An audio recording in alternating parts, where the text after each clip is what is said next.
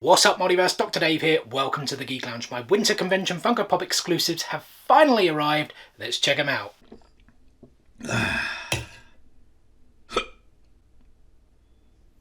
Alright guys, welcome back to another Funko Pop unboxing here on the channel. As I said, my winter convention exclusives have finally arrived from Funko Europe. And these winter convention exclusives actually released on the 30th of November, and if I check today's date, we are the 20th of December, so it's taken a full 3 weeks for these to arrive. And for those of you watching outside of the UK, we are currently experiencing a number of delays with our parcels because the Postal Service Royal Mail have actually been striking a lot throughout the months of November and December. Not every single day, but like multiple days, and then they have to catch up, so it's caused a ton of delays leading up to Christmas. Having said that, Funko Europe themselves are experiencing delays, so I actually sent a complaint to them last Tuesday, I think it was, yeah, a week ago today, because, you know, I'd made my order 2 weeks before, and I said, you guys haven't even dispatched this yet. Regardless of postal strikes or not, you haven't even dispatched the items. They did then dispatch them the following day, or at least half my order. I made like several orders, so they actually dispatched half of that, and the rest I still haven't received any communication about it. But they did actually put an automated message out saying that, you know, the Black Friday sales, the winter convention exclusive releases, as well as everything else leading up to the holidays, you know, everyone buying gifts and whatnot, they too have experienced major delays with their warehouse staff, picking stuff, etc, etc. And this is the thing, even with the postal strikes, I do feel my parcel was only like 1 or 2 days late compared to what it would have normally been had they not been striking. So I do feel a lot of the onus is on Funko Europe, but I do try and be sympathetic because we are having a ton of other strikes, other services striking throughout November and December. You know, travel, like rail, trains, buses, etc., nurses, ambulance, like tons of services. It seems all coordinated, but you know what, I don't want to get into that, but I do have to remain sympathetic because then, you know what, maybe like the warehouse staff members, some of the customer service members, they're not actually able to get into work to fulfill their job, and maybe that's kind of what's been going on. We don't really know. You know what, I worked in the household goods removal industry for nearly 20 years on the customer service and operations side, and this is where you're moving people's like personal, sometimes like sacred items, right, that are highly personal to them, sometimes like all the way across to the other side of the world, and they've then got to deal with things like firstly moving to that new country, you know, along with their family, you know, new school for the kids, new home, tons and tons of things to think about, new jobs. So it's like a highly strung, highly stressful moment. So, you know, I've seen like the worst in people, but I always try to remain sympathetic as well because, you know, everyone's going through tough situations, and maybe like Funko Europe, like some of the staff members are, right? We always have to be a little bit courteous, but I certainly feel that in terms of their like customer service, you know, they're like response times, their communication could be a lot better because, yeah, they say they will get back to everyone within like 72 hours. It's now been 1 week and I actually still haven't received a response to that email. Let's stem the negativity there. Apologies and thank you if you did listen to all of that. Let's now get into what I picked up for the winter convention exclusives. First, with this item here, we're not actually going to open this one up on the channel today, but I did pick up the Arwen soda from Lord of the Rings. As you guys can see there, winter convention exclusive stick, well, not the exclusive con sticker, but the shared sticker. What is it, pardon me, it's right there, 7,500 pieces as well. So the reason we're not going to be opening up this on today's channel is because I am doing a unique Funko Soda video, 25 unique Funko Sodas to be precise. I actually did one a few months ago. I'll put a link to it if you guys did want to check it out. So yeah, that video is going to come at some point in the new year. I think this puts me at around maybe like 18 or 19, so we need to still get about 5 or 6 more to get up to 25 to then do that video. So I'm not too sure when it will come, but I do hope it will be sometime in January. I'm pretty sure like it'll be done or like ready to go by February though. But yeah, there we go. Arwen from Lord of the Rings, that soda. Can't wait to do that video and get all of these opened up and see how many chases we get. So make sure you guys stay tuned. And next up, we take a step back a couple of months because I did get a freebie from Funko Europe. It's one of these promotions they do where you spend a certain amount of money. I think it's like £50 and 60 euros if I'm not mistaken. May even be still going on today. And then they give you a free Funko Pop. There's normally like 3 or 4 to choose from.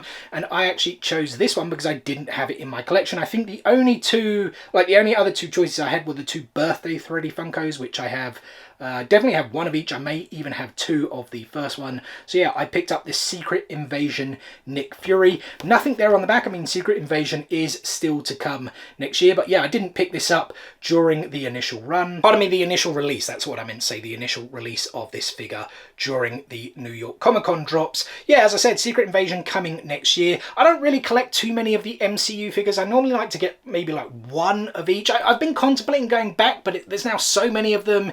It's like a super expensive line as well, especially like some of those older ones from the first Avengers movie. I think even some of the Civil War ones, although you do have that Civil War builder scene coming quite soon. I think I will grab some of those. So yeah, I sometimes grab some things here and there, but like I don't really, like I'm not a completionist by any means in terms of the MCU things. Yeah, I will be intrigued to see Secret Invasion. I know about the comic book storyline and whatnot. Obviously it'll be a little bit different, although I won't really go into details on that. We'll just wait till the show comes out. Does it have a release date? I think it might, but I can't really remember it off the top of my head. Obviously we've got Nick Fury here. Yeah, what can you say? It's somewhat of a basic figure. Green pants, brown jacket. He's kind of got a like pinkish reddish sweater there.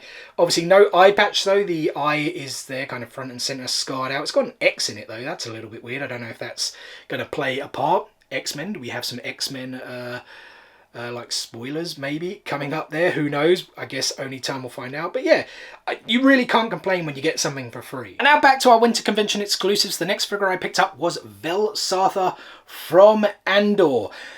Yeah, Andor, well, let me show the box off to you guys first. There we go, there's nothing really on the back. And yeah, that's just the front with the Winter Convention sticker. And so what I was going to say is I'm really not too sure what I make of Andor. I know it's like a very popular show. It's one of, like probably after The Mandalorian, it's the most popular one, at least in terms of like critics and fan scores and whatnot. But I don't know, you know, there were parts of it I really liked. But I would say that apart from maybe Andor himself, I didn't really feel any of the other characters were like too memorable. Like in my own opinion, like I struggled with like to remember the characters' names. Even this one, I wouldn't have remembered her name if it wasn't on the Funko Pop box. Even though like I know who the character is and whatnot, but it's like I just didn't feel anyone else was memorable. Maybe that's kind of done on purpose. Maybe it's a pretty clever way of trying to keep all the focus on Andor.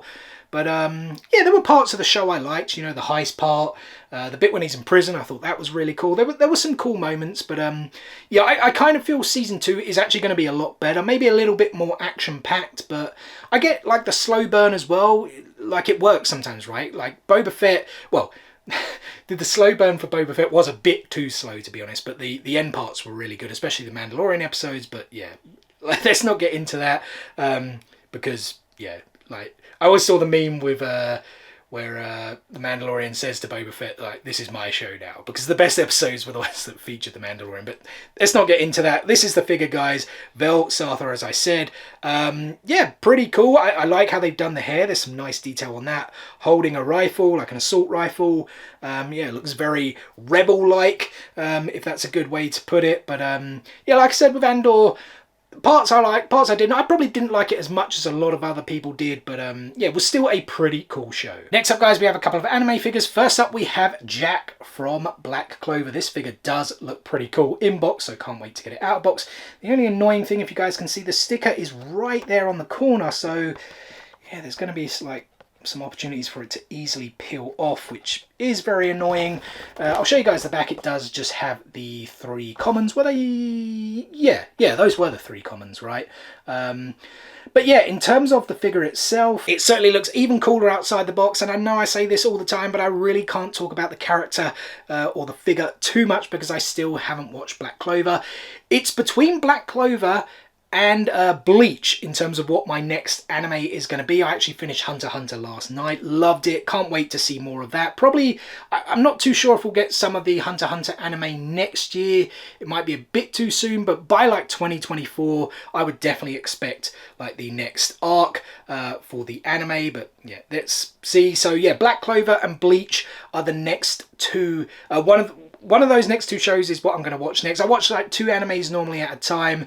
I'll mention the other one like quite shortly. But yeah, the figure, it's just really cool. Most of the anime figures, they have like amazing detail, especially when they've got them in like these action poses and stuff. And I think the Black Clover ones have been really cool with these powers. Again, I can't like really talk too much about it. I don't want to get things wrong, but I love the tongue there. Jack, I think I saw on Skittle Rampage, like he said, like it's like Jack the Ripper style type character, and it, you know, I'm very much getting Jack the Ripper style vibes. The character is of course called Jack, so yeah, I'll get round to watching Black Clover eventually. Like I said, I just need to decide whether I do that next or Bleach next. I didn't pick up the Ulquiorra, is that how you pronounce the character from Bleach, because it actually hasn't released on Funko Europe. It was the only figure that didn't drop because they had stock issues. It's due to drop at another point. I actually think from what I saw that figure was released, or pardon me, was the one that sold out quicker. It sold out even quicker than Luffy on Funko.com, like in the US, and I wondered if that was because